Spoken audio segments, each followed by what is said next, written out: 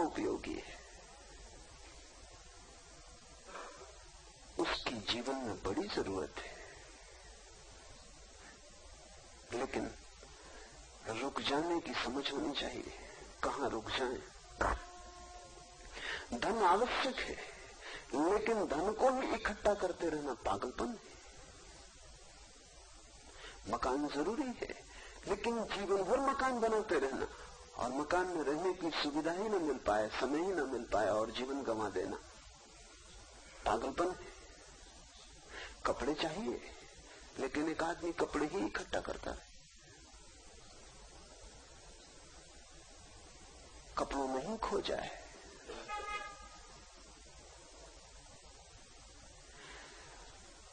अगर ठीक ठीक आदमी विवेकपूर्ण ढंग से जिए तो मन से ज्यादा कुशल कोई यंत्र नहीं है। अभी तक कोई यंत्र वैज्ञानिक नहीं बना पाया जो मन के मुकाबले हो। दूर देख सकता है,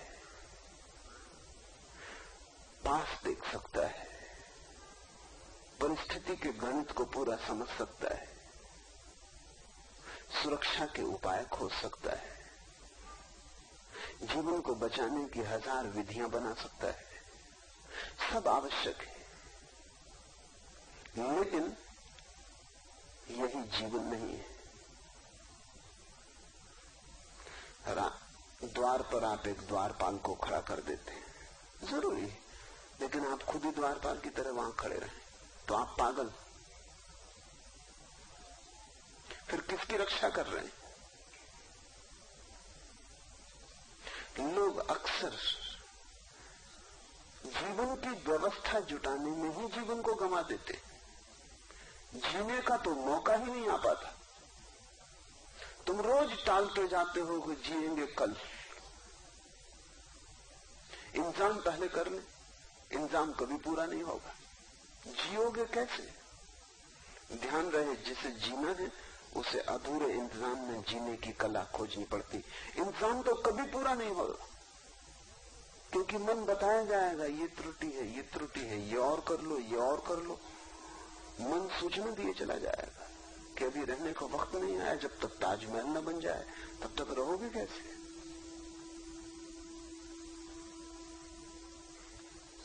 अगर मन की ही मान के चलते रहे तो तुम्हें जीवन का अवसर न मिलेगा।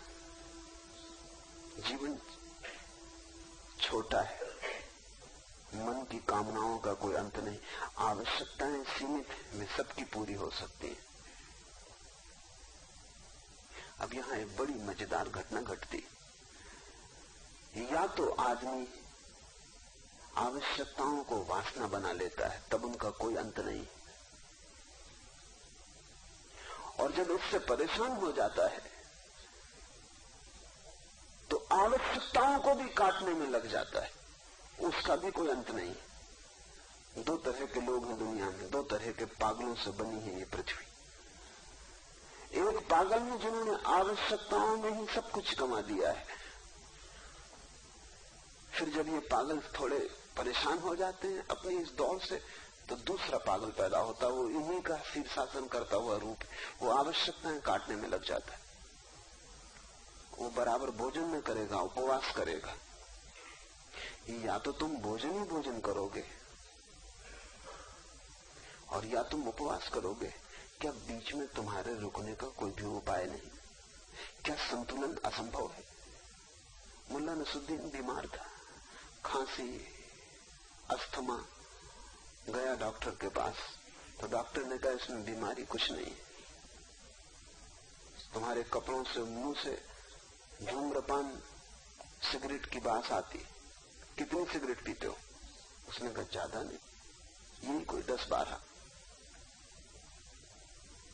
तो डॉक्टर ने कहा बीमारी कुछ भी नहीं है, तुम्हारे फेफड़ों में निकोटिन इकट्ठा होता जा रहा है सिगरेट का, इनको कम करना पड़ेगा, इलाज की कोई जरूरत नहीं है, धीरे धीरे सिगरेट कम कर दो।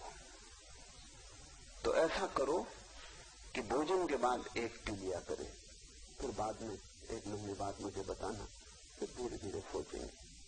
महीने बाद नसरुद्दीन आया तो डॉक्टर तो पहचान ही न पाया, जैसे सारे शरीर पर सूजन चढ़ गई।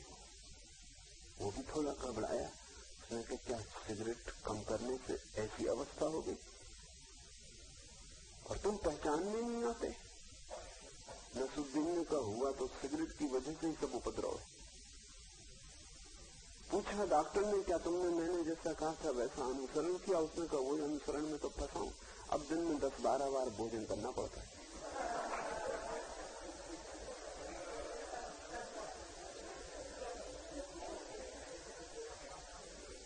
या तो तुम भोजन के पीछे पागल रहोगे, और अगर कभी इस पागलपन से तुम बचे तो तत्क्षण दूसरा पागलपन खड़ा है। पागल के भी अपने तर्क होते। पागल भी बड़ा संगत होता है अपने तर्कों में। और एक बार तुमने मन के तर्क को मानना शुरू कर दिया तो पागलपन बदलेंगे, एक पागलपन से दूसरा पागलपन, लेकिन तर्क वही रहेगा। क्या है तर्क मन का? मन का तर्क ये है कि जब एक बार भोजन करने से ऐसा मजा आता है तो 20 बार करने से 20 गुना आएगा। गणित साफ। लेकिन जिंदगी अगर गणित होती तो सब ठीक होता। जिंदगी गणित नहीं। एक बार भोजन करने से फायदा होता है, 20 बार करने से 20 गुना फायदा नहीं होगा। फिर अगर तुमने 20 गुना भोजन किया तो तुम आज नहीं कल परेशान हो जाओगे, बीमार हो जाओगे, रुग्ण हो जाओगे, सारा शरीर इंकार करेगा, भोजन को फेंकना चाहेगा।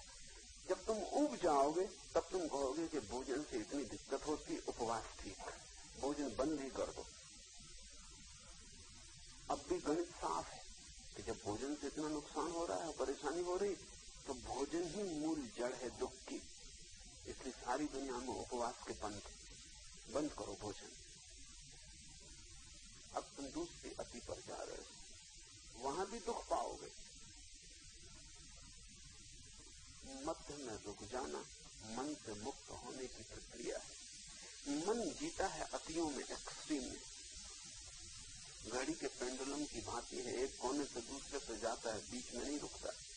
बीच में रुका कि घड़ी रुकी। जिस दिन तुम बीच में रुकोगे उस दिन मन की घड़ी भी रुक जाएगी, उसी दिन माया रुकती। और माया की सारी तड़फन तुम नहीं समझ आती, और उस तड़फन से बड़े विराट सौंदर्य का जन्म होता है, बुद्धत्व का जन्म होता है। उससे कबीर पैदा होता है, कृष्ण क्राइस्ट पैदा होता है। बेढ़ा दीनों खेत को